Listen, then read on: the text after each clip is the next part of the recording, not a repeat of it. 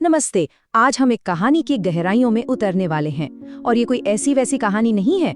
ये सिर्फ मनोरंजन के लिए नहीं, बल्कि ये हमें खुद से कुछ जरूरी सवाल पूछने पर मजबूर कर देती है।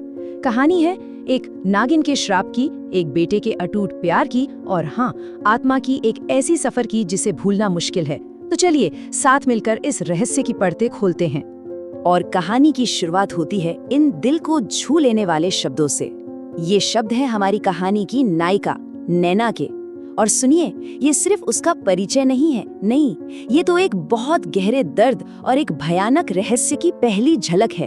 वो रहस्य जिस पर हमारी पूरी कहानी टिकी है। कहते हैं ना, हर बड़ी कहानी के दिल में एक प्रेम कहानी छिपी होती है। तो भाई ये कहानी भी कुछ अलग नहीं है।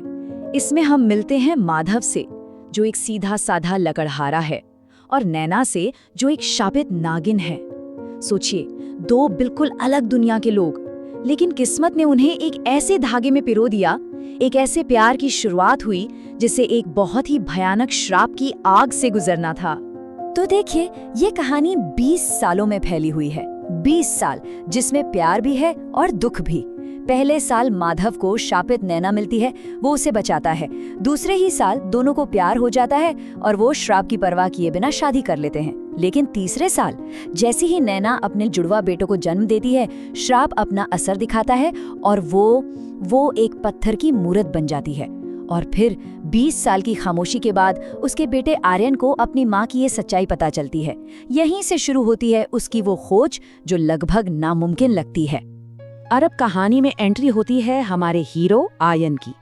जरा सोच कर देखिए, पूरी जिंदगी यही मानकर जीना कि माँ बस एक पत्थर की मूर्ति है, और फिर अचानक एक दिन वो दिल दहला देने वाली सच्चाई सामने आ जाए। अब उसके कंधों पर एक ऐसा बोझ है, एक ऐसा काम है जो नामुमकिन सा लगता है, अपनी माँ को उस पत्थर की कैद से आजाद कराना। पूरी तरह से टूट चुका आर्यन एक ज्ञानी ऋषि के पास पहुंचता है और बस एक सवाल पूछता है। ये सवाल उसकी बेबसी की पुकार है, और यही वो पल है जहां से उसकी महान यात्रा की शुरुआत होती है। ये सिर्फ एक सवाल नहीं था, ये एक बेटे का प्रण था कि वो अपनी माँ को वापस लाने के लिए किसी भी हद से गुजर जाएगा। ऋषि का जवाब भी सीधा नहीं था, एक पहेली की तरह था। उन्होंने बताया कि उस श्राप को तोड़ने का रास्ता ताकत से नहीं, बल्कि ज्ञान से होकर जाता है।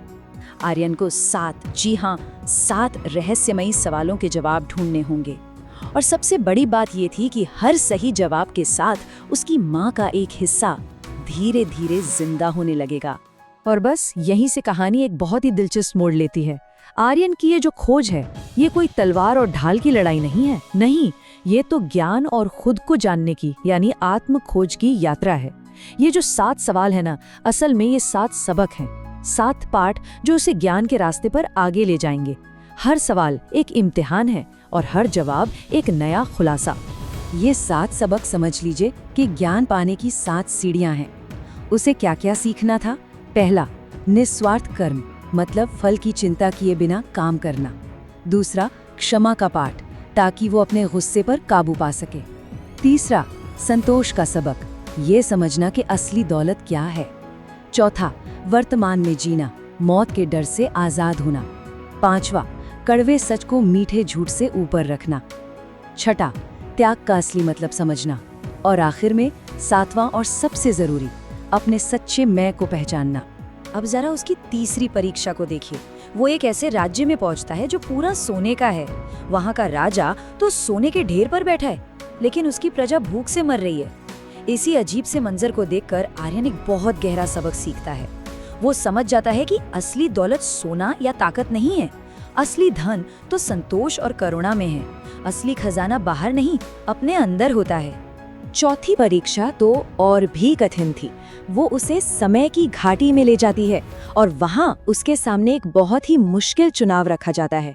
या तो अपनी सारी यादें मिटा दो, या अपना भविष्य कुर्बान कर दो। अब सोचिए, अगर वो अपनी यादें मिटा देता तो उसे ये भी याद नहीं रहता कि वो अपनी माँ को बचाने निकला है।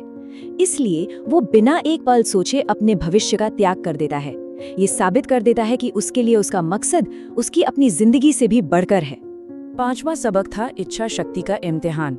उसके सामने एक माया जाल रचा जाता है, एक ऐसी खूबसूरत दुनिया का भ्रम जहाँ कोई श्राप नहीं है, सब खुश हैं, परिवार पूरा है। ये एक बहुत ही लुभावना झूठ था, है ना? लेकिन आर्यन उसे ठुकरा देता है। वो अपनी दर्दनाक हकीकत को चुनता है, क्योंकि वो ये जान चुका था कि असली आज़ादी कड़वी सच्चाई का सामना करने से ही मिलती है, मीठे सपनों में खो जाने से नहीं। जैसे जैसे आर्यन मंजिल के करीब पहुंच रहा था, बलिदान और भी बड़े होते जा रहे थे। अब छठी परीक्षा में उसे विश्वास की खाई पार करनी थी, और इसके लिए कीमत क्या चुकानी पड़ी? अपनी सबसे कीमती चीज, उसकी आवाज। जरा सोचिए, वो हमेशा के लिए गूंगा होने को तैयार हो गया, ये जानते हुए भी कि जिस माँ को बचाने के लिए वो ये सब कर रहा है, उसे वो कभी माँ कहकर पुकार भी नहीं पाएगा। तो 6 मुश्किल इम्तिहानों को पार करने के बाद आर्यन आखिरकार आखिरी दरवाजे पर खड़ा है। अब सब कुछ दांव पर लगा है। बस एक आखिरी सवाल, एक ऐसा सवाल जिसका जवाब या तो उसकी माँ को आजाद कर देगा या फिर उसे हमेशा हमेशा के लिए पत्थर की उस कैद में छोड़ देगा। और वो आखिरी सवाल सुनने में बड़ा ही सीधा साधा है, तुम कौन हो? ये सवाल उसकी ताकत या हिम्मत का इम्तिहान नहीं है, नहीं, ये उसकी पहचान की, उसके अस्तित्व की जड़ तक पहुंचने वाला सवाल है। असल में उसकी पूरी यात्रा का सार इसी एक सवाल में छिपा हुआ है। और आर्यन का जवाब वो किसी योद्धा का जवाब नहीं था, बल्कि एक ज्ञानी आत्मा का था। वो कहता है, अहम ब्रह्मास्मि, मतलब मैं सिर्फ आर्यन नहीं हूँ, एक लकड़हारे का बेटा नहीं हूँ, मैं ये पूरा ब्रह्मांड हूँ। बस इस एक वाक्य में वो अपने मैं को, अपने अहंकार को मिटा देता है और अपनी असली पहचान को अपना लेता है। वो समझ जाता है कि वो उस एक परम चेतना का हिस्सा है जो हम सब में है। और जैसे ही उसे ये परम ज्ञान होता है, ठीक उसी पल श्राप की सारी शक्ति खत्म हो जाती है। 20 साल की पत्थर वाली खामोशी टूट जाती है और नैना फिर से इंसान बन जाती है। उसे किसी तलवार या जादू ने नहीं बचाया, उसे बचाया उसके बेटे के आत्मज्ञान ने। लेकिन एक मिनट रुकिए, क्या ये कहानी सिर्फ एक माँ को बचाने की थी या फिर इसका कोई और ज्यादा गहरा मतलब है? चलिए अब इस कहानी की परतों के नीचे छिपे असली संदेश को समझते हैं। देखिए, आर्यन की ये जो पूरी यात्रा थी ना, वो असल में बाहर की दुनिया की नहीं, बल्कि उसके अपने मन के अंदर की यात्रा थी। वो जिन राक्षसों से लड़ा, वो कोई और नहीं बल्कि उसका अपना गुस्सा, लालच और डर थे। और उसकी माँ जो पत्थर में कैद थी, वो प्रतीक थी उसकी अपनी आत्मा का, जो अहंकार यानी मैं की परतों के नीचे दबी हुई थी। हर परीक्षा ने उसके अहंकार की एक एक परत को हटाया और आखिर में जो बचा वो था उसका शुद्ध ज्ञानी स्वरूप। और आखिर में ये कहानी हमें भी उसी सवाल के सामने लाकर खड़ा कर देती है जो आर्यन से पूछा गया था। ये हमसे पूछती है, तुम कौन हो? हमारे नाम, हमारे पद, हमारे रिश्ते, हमारी चीजें, इन सब के पार असल में हम कौन हैं? इस कहानी का असली सबक शायद इसी सवाल के जवाब को खोजने में छिपा है।